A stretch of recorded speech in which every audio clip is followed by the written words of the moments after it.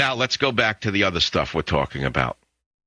The CDC's failure to stop the spread of the swine flu should prove to you once and for all what I've been saying to you for years.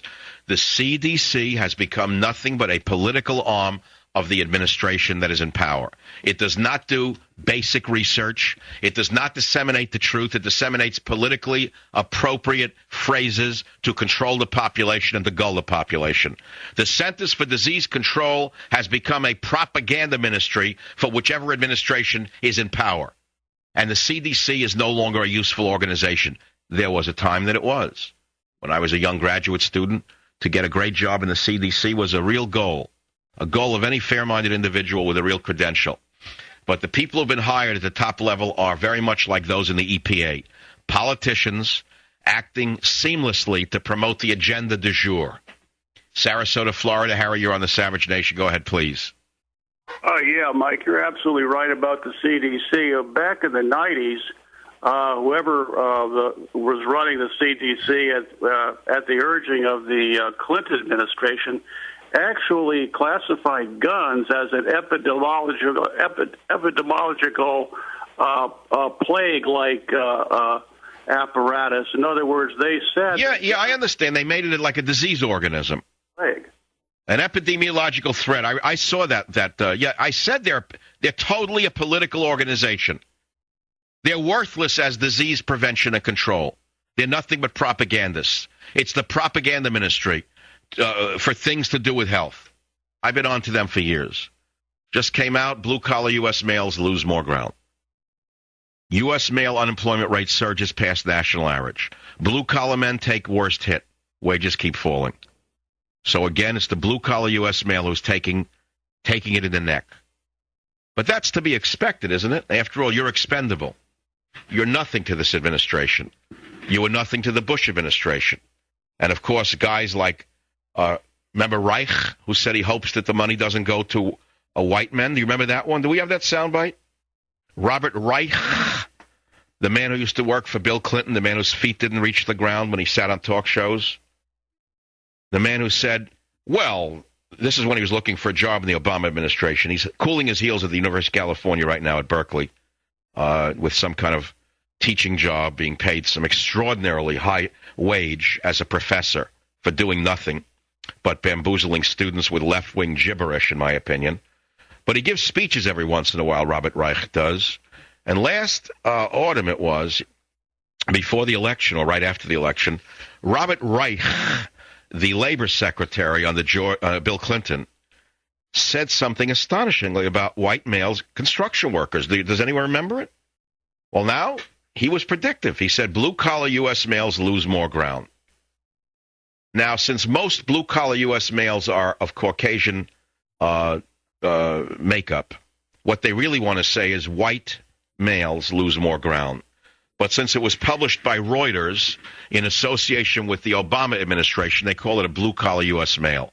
Now, it is true that there are people of other races who are blue-collar males. There's no question about it. But since the white male is the dominant race in America, and since white males are the predominant blue-collar workers, the actual headline should be white males lose more ground in this economy. Have you guys found it yet? When we find it, I will read it to you.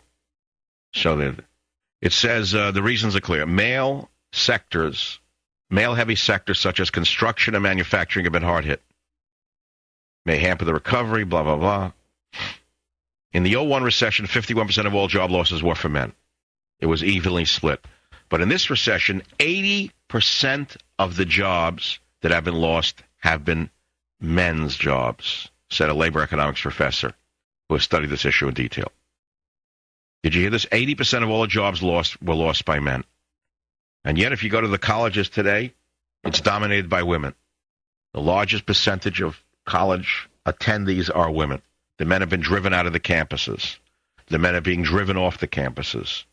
The men are being driven out of the schools. The little boys are being poisoned with Ritalin and other unnecessary drugs. And here is Robert Reich, former labor secretary, now a professor, last autumn. I am concerned, as I'm sure many of you are, that these jobs not simply go to high-skilled people who are already professionals or to white male construction workers. Oh, Robert, you said such a naughty thing. Of course, he's a white male, but he didn't want any of the money in the stimulus package to go to white male construction workers. White male construction workers. Oh, you didn't, huh? Well, maybe you'll be happy, Robert Reich, because 80% of the job losses have been men's. That should make you happy, because it hit white men even more. So that should make you very happy, Robert. You don't have to worry about a job loss. You have a big, fat tenure job at Berkeley. Huge, huge pay for doing nothing, in my opinion. Professor at Berkeley. Yeah, if it was in electrical engineering, chemical engineering, something meaningful, I could say, sure, they're worth the money. Have you ever looked at professor salaries recently? Have you seen the kind of money these people make at state universities across America? And I used to love hearing this. Well, we have to raise the salaries for the professors in order to be more competitive with the private sector. Competitive with the private sector? There are no jobs for them in the private sector. The only thing waiting for professors from Berkeley and everywhere else is a cafe and a crazy check, unless they're trust fund babies. There's nothing waiting for them in the private sector. There are no jobs. So if you raise the salaries for these deadbeat professors in the go-go years, why not lower the salaries for these professors now? They're not going to leave. They got nowhere to go. Cut their salaries by 50%. Eliminate tenure. Give the younger people a chance. Give younger people a chance to get into the university teaching professions. Get rid of the deadwood. Cut their salaries by 50% and let them go get a job in the private sector. See how many jobs there are for them. What would Robert Reich do if he lost his tenured professorship, I wonder? Well, he couldn't get a job as a white male construction worker for obvious reasons. I don't think he could lift that beam or tote that barge. But aside from that, there are no jobs. So what would he do? I guess he would do some writing. Well, I think I'll take a year off as a seminar year. I think I'll travel abroad and see if I can broaden my mind and come back with a book or two that no one will ever read. Wind up in the stacks. Still writing books, are you? Books that no one reads? To be put into the stacks with all the other moldy paper in there? Haven't heard of the internet guy? Still publishing in arcane journals that no one reads in order to do the pogo stick in academia? Publish in these journals run by your friends. If you know who the editor is, you get the paper in. Or if you could be Einstein, you wouldn't have a chance of getting a paper in a physics journal today because he couldn't play ball with those in the physics profession. So Einstein would wind up being a clerk with a pencil in a bureaucracy somewhere if he were alive today. I'll be right back. Savage.